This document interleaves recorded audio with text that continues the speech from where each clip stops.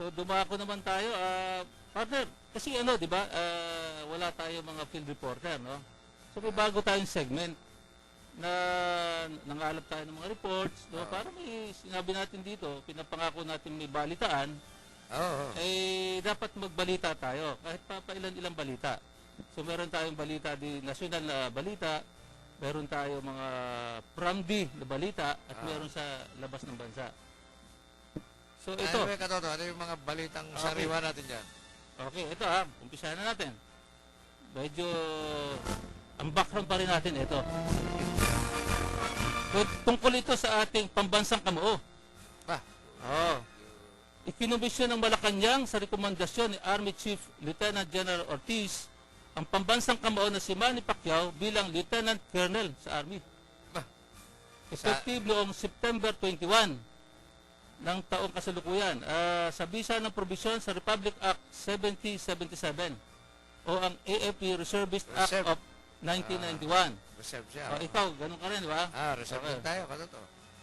Bukod dun sa mamaya, may reserve ka pa rin dun sa sa Ross Boulevard.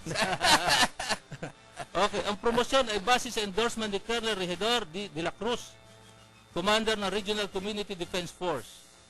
Sinabi ni Ortiz na ipinagmamalaki niya na sa wakas ay nakomisyon na si Pacquiao bilang opisyal. Isa siyang leader, isang taong may impluensya at isang mabuting halimbawa ng kabayanihan ng isang taong may pagmamahal sa bayan. Si Pacquiao ay napromote mula sa ranggong Senior Master Sergeant. So layo, no? Ang nilaktawan niya. Okay, isa pa. Accelerated, kumbaga sa estudyante. Dapat dadaan ng kapitan, di ba? Hindi na. Saka major. Reserve lang naman, reserve. Kaya magbibigyan na yung katoto. At ito pa. May bago ng Arsobispo ang Maynila sa katauhan ni Imos Bishop Luis Antonio Tagle. Si Bishop Tagle ay tinalagaan ni Pope Benedict XVI bilang kapalit ni Archbishop Gaudencio Rosales pagkatapos ng 8 taong panunungkulan. Si Tagle na pinanganak sa Maynila ay naordenahan bilang pare sa edad na 25 anyos. Siya ay nag-major ng philosophy at theology sa Ateneo de Manila University sa San Jose Major Seminary. Nag-aral din siya sa US mula 1985 hanggang 1990 para sa kanyang doctorate sa Sacred Theology sa Catholic University sa Washington, D.C. Siya ay membro din ng International Theological Commission sa Vatican. At ito naman po ang balitang PRAMD na kinalap ni Bioli Rosatazo or aka Lady Gaga. Ito yung taga-Bulacan natin na correspondent partner. At meron pa tayong mga ibang correspondent sa Palawan, no? Pangasinan, katoto. Saka sa Marinduque. Mga susunod natin mga linggo ay meron tayong kukunin report sa kanila. Ito po ang balitang PRAMD. Isang dating board member ng Bulacan ang nanawagan sa pamahalaan ng lalawigan na maglabas ng detalyadong pagtaya kung saan napunta ang 93 million na calamity fund para sa mga biktima ng baha sa sanhi ng bagyong Pedring at Kiel. Kailangan niya, katoto. Maiulat yan. Sinabi ni Chofilo Rivera na si ring chairman ng Bulacan Chamber of Commerce and Industries na may karapatan ng mga Bulakenyos na alamin kung ano ang nangyari sa pera, lalo pa at tila kapansimpasin na tila kakaunti ang supply ng mga relief goods at tila usad pagom ang pamamahagi nito. Ayon sa mga pahayag ng media na maraming residente sa mga bayan katulad ng Kalumpit, Hagonoy, Paumbong, Ulilan at Ubando ang nag-antay pa ng 3 araw bago dumating ang mga relief goods. At may mga usap-usapan pa di umano na mga relief goods ay galing sa mga pribadong donors. So yun po ang ating balitang PRAMD. Katoto, yan yung from the province. From the province. Ito naman mula sa ibang bansa, no? Doon sa may gera, mula sa Kabul, Afghanistan.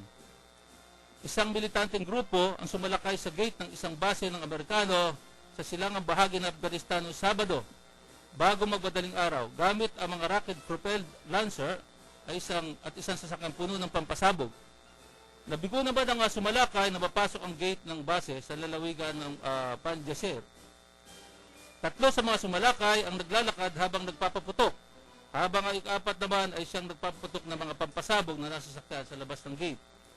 Lahat ng umatake ay napatay at 2 security guard naman ng base ang nasugatan. May mga nasira din sa base, subalit di pa napapag-alaman ang detalye magpasang ngayon. Ang base ay ginagamit ng palaliwigang reconstruction team.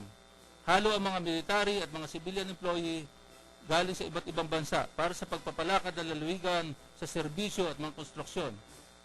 At inako naman ng Taliban ang pag-atake. Di ba yun, ano to? Parang ang pusaya, pinaako yung nila, no? Panggigira, no? Okay. Meron pa. Balitang pangkalusugan to, Padre. Sa health department. Oo, ito naman. Dagdagan natin konti. Total, ano lang naman eh. Alam nyo ba, nang pag-inom ng 2 basong tubig, bago yung pagkagising mo, no? At walang laman ng sigmura, mahusay pala ito. Cleansing, ano Oo. to? Kailangan talaga, bago paggising natin, talagang may lamang tayo ng tubig para gumanda ang sirkulasyon natin sa umaga. Kasi doon sa dapat 8 o mahigit pa ang kailangan ng ating katawan para magsirkulasyon ng maigi ang ating mga organ sa katawan. 8 baso, magkapal yun, ano to? Oo. Eh kasi alam mo naman, di ba sinasabi nga na ang ating katawan ay galing sa lupa, ay di natural ay kailangan natin ng tubig. Parang halaman dinidilig, ano Oo, to? parang dinidilig tayo. So, ugaliin na po natin na uminom ng 2 basong tubig, lalo na medyo maligamgam, huwag mo yung malamig, ano? At marami pong nagsasabi na talagang ito epektibo. So, yun yung naka sa Facebook, nabasa ko ito, at isinishare natin sa ating tagapakinig, dahil sa hirap ng buhay ngayon, baka sa tubig lang gagaling na lahat ng sakit natin eh. Di ba? Malaking bagay, katoto. Manalig lang tayo, samahan natin ng dasal. Tama yun, puro Diba? ganyan. Yung faith natin, sama natin, pag inom natin ng tubig, sabayan ng dasal na itong tubig na ito ay maging sanhi ng ating kagalingan. Ganyan ang Ayun po. ginagawa ko, katoto eh. Pagkagising, 2 basong tubig, tapos meron akong May gin. meron akong, Chaser pala yung tubig. meron ako yung green barley. Okay, yun, ganun din yun, bago ka kumain ng almusal, inom ka rin ng 2 shot yun. 2 Saka, shot. minsan halo pa ng ginseng. Sa gabi na yung gising. Okay. Dapat pabatiin mo natin ang ating kasama, si Classmate. Si classmate. Engineer, bumati ka Classmate muna. engineer. Magandang hapon sa inyo, kasamang Dan at classmate Paski. It's, nice to be back. Madugtungan ko lang yung tungkol sa water therapy, kasamang Dan. Ano? Sige. Yung classmate ko dati sa Cagayan de Oro, for so many years hindi kami nagkita. Ito si Mr. Noli Garvida. Nung makita ko siya lately, ang sikreto niya, umiinom siya ng 4 na basong tubig pagkagising. Pinipilit niya to. Actually, nabasa ko dati 4. At saka, 4, oo. every may tubig kang susunod. Dalawa. Tapos, ang ginagawa niya, kakain siya after mga 30 to 45 minutes pa after drinking the 4 glasses of water. At maganda yung katawan niya. Wala daw siyang mga sakit-sakit. Nasa internet yan. Mariresearch po natin yan. Sige. Kasama, tsaka classmate, gusto kong batiin itong mga kasamaan natin. Itong aming ACME President, yung Association of City Municipal Electrical Engineers and Electricians na nagkaroon ng conference kahapon sa may Quezon City Sports Center. Ang Pangulo si Ernie Valdez, Engineer Ernie Valdez. Binabati natin siya sa success ng samahan ng mga electrical engineers and electricians ng buong Pilipinas. Binabati rin natin si Engineer Francis Mapili ng Steering Committee ng ISEA. At yung aming Majestic President sa Rotary Club of Pasig North, si Rod Mac, at saka si Majestic Governor Rafi Garcia. Dahil nagkaroon kami ng Governor's Visit itong Huwebes, very successful, sa Rotary Club of Pasig North. No? Binabati ko rin yung aking mga kabaro sa Nampak, ang aming Pangulo sa Pugadlawin, si Lawing Grant, ang Governor ng Southern Luzon, mula sa Pugadlawin, Calacan, nag-iimbita sila ng pista sa darating na linggo. No? At yung iba pa namin kasamaan sa Pugadlawin. At isa, last but not the least, ang Josephine Volunteers. Ito yung samahan ng mga estudyante sa St. Joseph College ng Quezon City. Ang pangulo nila si President MJ Stanislao na gumawa ng outreach projects din doon sa Kalumpit itong nakaraang mga araw na baha pa ang Kalumpit. Pinabati natin sila dahil ang babata nila ay malaki na itutulong nila sa ating mga kababayan na nasalantay itong nakaraang pagbaha. Okay, salamat kasamang Willie. Mayroon tayong tawag sa line 1. Papasukin muna natin. Okay, katoto. Sige. Hello? Hello. Hello? Hello. Good hapon po. Good afternoon sa Korea po. Mr. Korea po? Sa galing sa Korea. At natin sana mag-ulat tungkol sa manangyari sa bansang Korea. okay. From Korea po, sir. Okay, katoto. Okay po, opo. Sige po. Sino po sila? Okay. Si Grego Alarmado. Grego Alarmado po, opo. Opo. Sige. Nananawagan ng ilang concerned citizen sa mataas na pamahalaan ng ating bansang Pilipinas Opo. na patigil ang pagpapadala ng mga kabataang entertainers dito sa bansang Korea. Dahil Okay. nagdudulot ng ito ng kawalang reputasyon o paggalang sa mga kababaihang Pilipina dito sa bansang Korea. Opo. At ang karamihan nabibiktima lamang upang maging prostitutes hanggang sa mapariwara sa kanilang kalagayan sa putikan. Mhm. Kamakailan lamang kitang-kita ng ilingkod sa telebisyon ang ginawang pagtakip sa mga bataang Pinay dahil sa mga ginagawang karatuan sa kanilang parokyano mga Koreano sa loob ng club. Opo. Ligit sa kalaman ng mga entertainers sa tauhan ng media ang naging customer na pinakitaan nila ng malalasong pangitain sa club sa kanilang pinapasuhan. At doon nagsimula ng pasukin at hulihin ng mga club na may foreigners na entertainer na karamihan ng mga bataang Pinay ang na-involved. Opo. Di mabilang na rin ang mga entertainers na namamasukan sa club ang tumatakas at nag-TTNP na lamang dahil di nila matanggap ang pinagagawa sa kanila ng kanilang mga among Koreano.